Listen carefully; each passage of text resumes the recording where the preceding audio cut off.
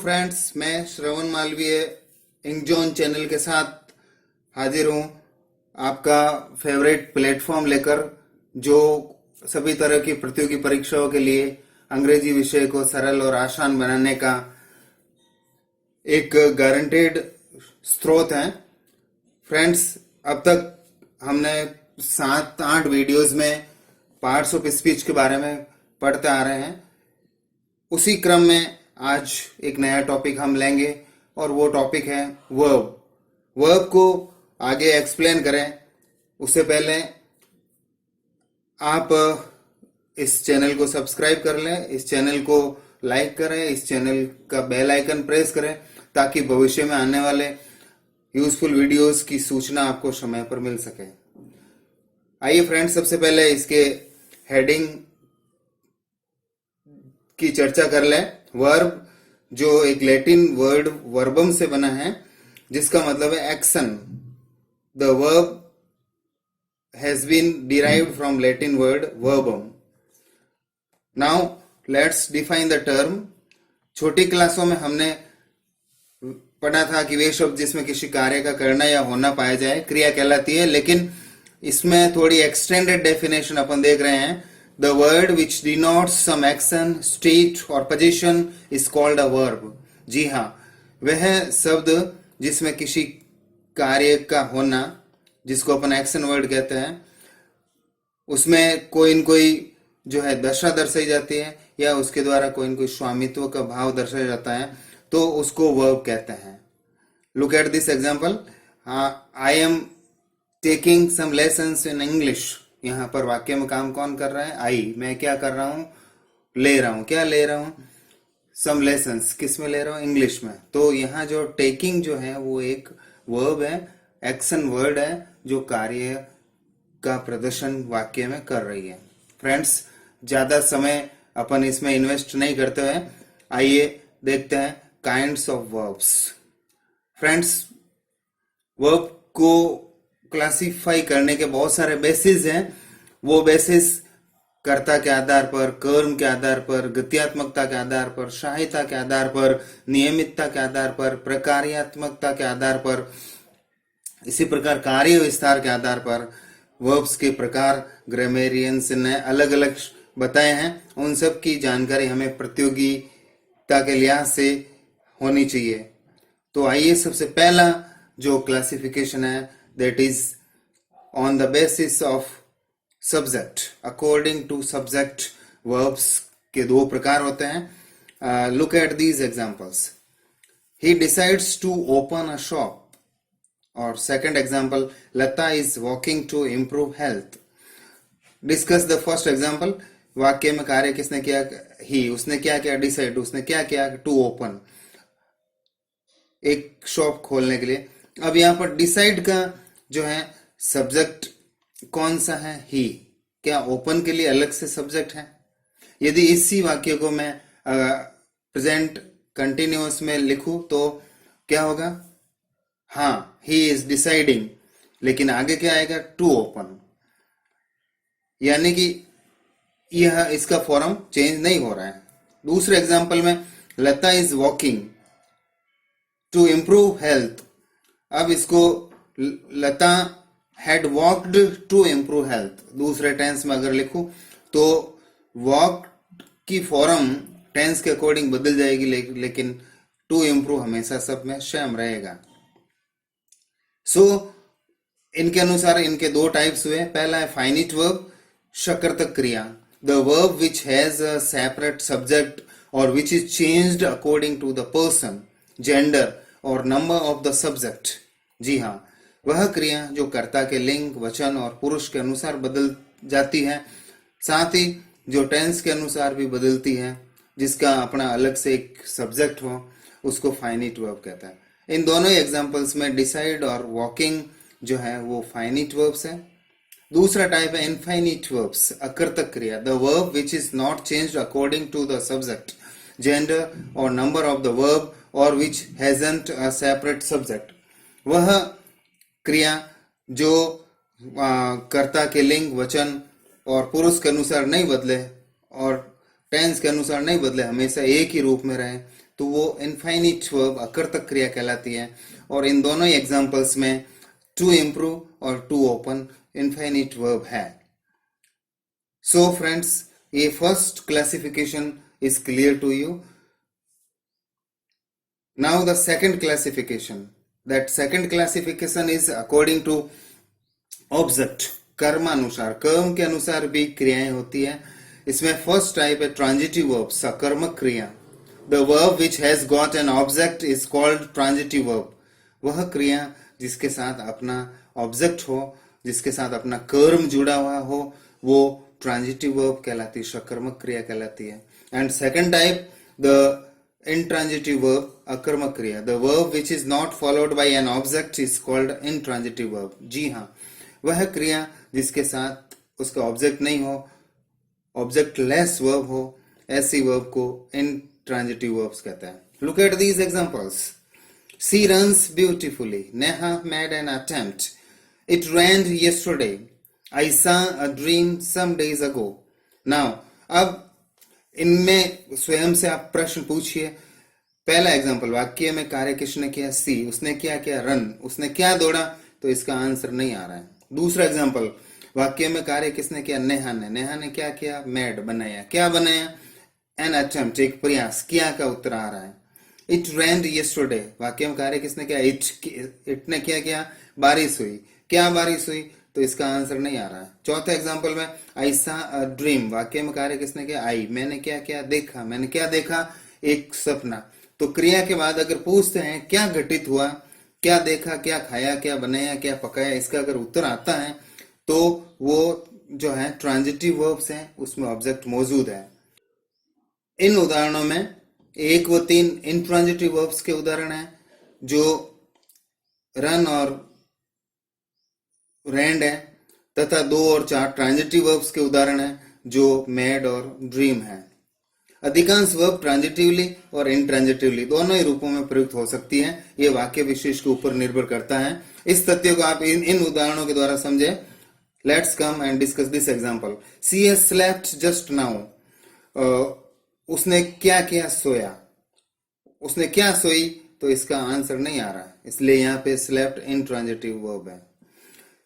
अब if I write this sentence, she slept a sound sleep, तो इसमें अगर मैं पूछूं क्या सोई, तो उससे कहेंगे एक अच्छी नींद। तो यहाँ ऑब्जेक्ट मौजूद है, क्या का उत्तर आ रहा है, तो यहाँ पे स्लेप्ट जो है ट्रांजिटिव वर्ब्स हैं। तो फ्रेंड्स, ये क्लियर है कि वर्ब हमेशा ही ट्रांजिटिव रहेगी, हमेशा ही इंट्रांजिटिव रहेगी, ऐसा कोई तय नहीं है। ये जो है वर्ब के ऊपर वाक्य में उसका क्या यूज है, इस पर निर्भर करती है। यदि वर्ब के तुरंत बाद प्रपोजिशन आता है तो ये इंट्रांजिटिव वर्ब बन जाती है। जैसे types of transitive verbs. Transitive verbs स्वयं जो है वो 3 तरह के हो सकते हैं। मोनो ट्रांजिटिव, एकल सकर्मक, यानी कि जिसके बाद एक ऑब्जेक्ट हो। The verb which followed by a single object. He loves Indian, तो यहाँ पर क्या वह लव करता है? इंडियन को, तो यहाँ एक सिंगल ऑब्जेक्ट है। डायो ट्रांजिटिव, द्वैत सकर्मक, the verb which is followed by a direct and indirect object. वह वर्ब जिसके पीछे एक डायरेक्ट ऑब्जेक्ट और एक इनडायरेक्ट ऑब्जेक्ट आवे। ही गिफ्टेड मी अ डिक्शनरी, इनके बारे में अपन डिटेल जो है सब्जेक्ट के बाद वर्ब और ऑब्जेक्ट के विश्लेषण के समय सेंटेंस में यह बात डिटेल पढ़ी थी। तीसरा प्रकार है कॉम्प्लेक्स ट्रांजिटिव। ट्रांजिटिव वर्ब जटिल सकर्मक भी हो सकती है। The verb which is followed by an object, a compliment and adverb. वह वर्ब जिसके बाद एक ऑब्जेक्ट भी हो, एक कॉम्प्लीमेंट भी हो और साथ साथ एडवर्ब भी हो। Look at this example. He sang a song loudly to please the audience। तो यहाँ पर जो है क्या गाया? गाना। कैसे गाया? लाउडली। और किस लिए गाया? टू प्लीज द ऑडियंस, श्रोताओं को प्रसन्न करने के लिए। तो ये कॉम्प्लेक्स ट्रांजिटिव है। Friends, it was the classification of verbs according to object, कर्म के अनुसार।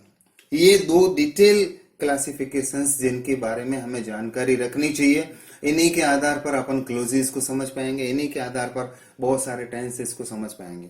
अब हमारे पास कुछ और भी आधार हैं जो इतने यूजुअल नहीं है, असामान्य है, बट प्रतियोगिता के लिहाज से उनकी जानकारी भी हमें रखना जरूरी है. So friends, the next base of classification is according to dynamics. जी हाँ, गत्यात्मकता के आधार पर, वर्ब गति शो कर रही कि नहीं कर रही उसके आधार पर. ये दो प्रकार की होती है. Dynamic verb, the verb which show some movement to us is called a dynamic verb. जी हाँ, वह क्रिया जो हमारे सामने कोई गति प्रदर्शित करती है, जैसे आना जाना, उठना बैठना, ये डायनेमिक है. सेकंड है स्टेटेटिव वर्ब, स्थितिक क्रिया, the verb which doesn't show any action but remains in a same condition. वह क्रिया जो कोई एक्शन तो नहीं दर्शाती है, लेकिन एक सतत दशा में, एक स्थिर पोजीशन में वो हमेशा रहती है. Look at this example, think, reply, answer. इनमें कोई एक्शन नहीं हो रहा है, सो ये स्टेटेटिव वर्ब्स हैं, स्थितिक क्रियाएं हैं. Now the next base is according to assistance. जी हाँ, सहायता के आधार पर वो वाक्य में किस रोल में है, मेन रोल में है या असिस्टेंट के रोल में है, उसके अनुसार वर्ब्स दो प्रकार के हम पढ़ता है. मेन वर्ब, मुख्य क्रिया, the verb which perform the key role in the sentence, वह जो वाक्य में मुख्य भूमिका निभाए, और ये अकॉर्डिंग टू टेंस होती है. Second type is auxiliary verbs, वह क्रियाएं जो वाक्य में मुख्य क्रिया के पहले लगकर वाक्य के अर्थ को पूरा करने में मदद करती है, उनको ऑक्सिलरी वर्ब्स कहते हैं, और इनको बोलचाल की भाषा में, कॉलिक्वल लैंग्वेज में हेल्पिंग वर्ब्स कहते हैं. The verb which assist the main verb and add something to the mood और एस्पेक्ट ऑफ द सेंटेंस. वाक्य का मूड, जी हाँ, एस्पेक्ट, टेंस जो है वो हेल्पिंग वर्ब के द्वारा तय करता है. Look at this example, Ravita is dancing at present. Ravita इस समय डांस कर रही है, तो यहाँ पे इज ऑक्सिलरी वर्ब है और डांसिंग मेन वर्ब है. Helping verb, it owes incomplete meaning but it is used before the main verb to help in completing the meaning of the sentence. ये बात अपन ने पहले भी कही थी कि स्वयं का अर्थ अपूर्ण होता है, लेकिन मुख्य क्रिया के पहले लगकर वाक्य के अर्थ को कंप्लीट करने में मदद करती है. Next type of verb is on the basis of regularity. जी हाँ, नियमितता के आधार पर भी क्रियाओं का बंटवारा किया जाता है. Regular verb, the verb which second and third form are made by adding ed as suffix to it is called regular verb. वह क्रिया जिसकी सेकंड और थर्ड फॉर्म ed जोड़ने से बनती है, वो रेगुलर वर्ब्स कहलाती है. जैसे want, wanted, wanted. There are so many verbs which are regular. Irregular verb, अनियमित क्रिया, the verb of which second and third form are quite new words. जिनकी सेकंड और थर्ड फॉर्म एकदम नया शब्द होती है, वो जो है इरेगुलर वर्ब्स होती हैं. Look at these examples, do, did, done, see, saw, seen, ये इरेगुलर वर्ब्स हैं.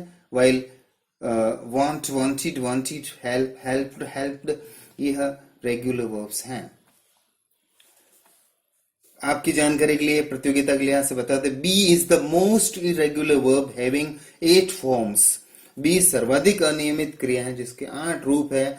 B, been, is, are, am, was, were and being. So friends, we have next ground of for classification of verb, that is functionality.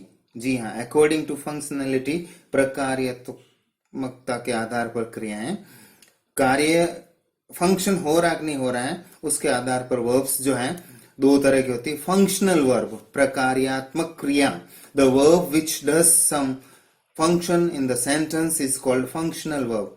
वह क्रिया जो वाक्य में कोई न कोई फंक्शन करती है, जैसे repair, write, cook, paint etcetera. ये जो वर्ब है वाक्य में कोई न कोई फंक्शन कर रही है, so these are called functional verbs.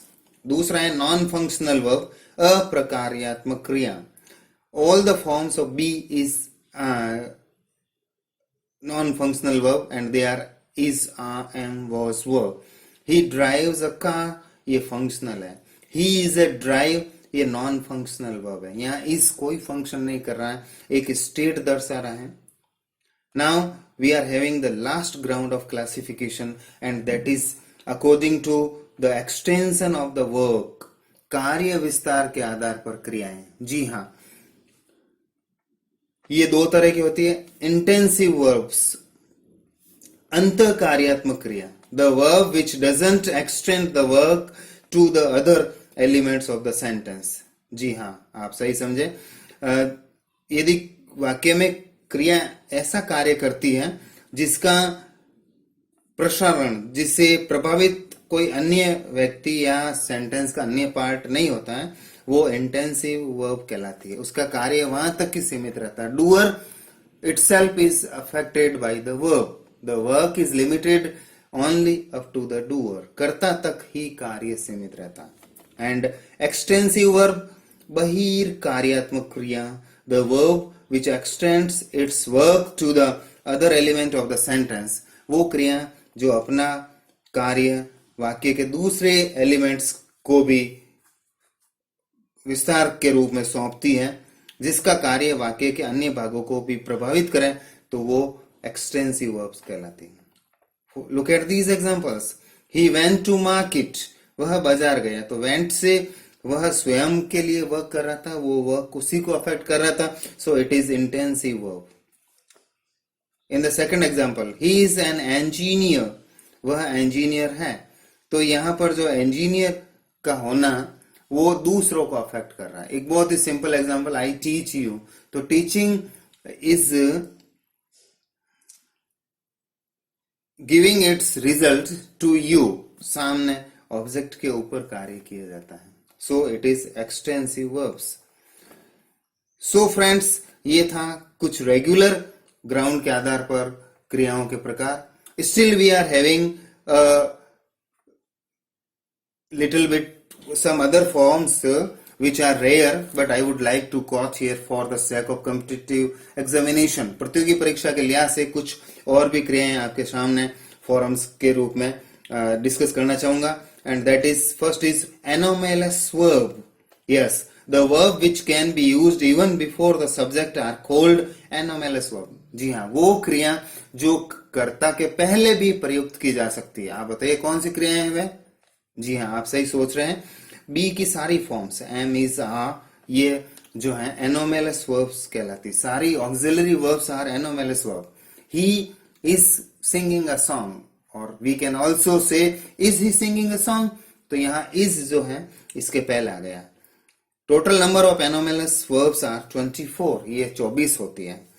Second type is defective verbs, दोषपूर्ण क्रियाएं, वे क्रियाएं जिनमें कुछ न कुछ ऐड करना पड़ता है, खुद अपने आप में परिपूर्ण नहीं होती। तो जितनी भी जो मॉडल्स होती हैं वो डिफेक्टिव वर्ब्स होती हैं, क्योंकि the verb which are always in need of wanting something, जिसमें उसमें लैक ऑफ एस और ई एस, सारे मॉडल्स में एस और ई एस नहीं होता है।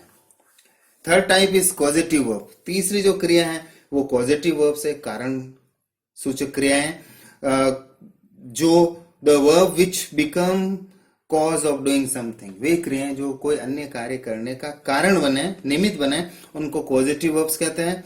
जैसे गेट है, हैव है, मेक है, ये कॉजेटिव वर्ब्स है, और इनके बारे में अपन जो है ज्यादा डिटेल जब कॉजेटिव्स पढ़ेंगे उस समय इनके बारे में बताएंगे। तो friends, it was all about the types of verbs on various basis. अन्य भिन्न भिन्न आधारों पर हमने क्रियाओं के प्रकार पढ़े। उम्मीद करता हूं आपको ये जो है टॉपिक क्लियर हो गया होगा। So please let us wind up the topic. यदि आपको इस टॉपिक के बारे में कुछ क्वेरीज हैं तो आप इन नंबर्स पर व्हाट्सएप भी कर सकते हैं, आप इन आईडी पर मेल भी कर सकते हैं, और ज्यादा जानकारी के लिए आप इस आईडी पर विजिट भी कर सकते हैं वेबसाइट पर। थैंक यू, बाय बाय, फिर मिलेंगे।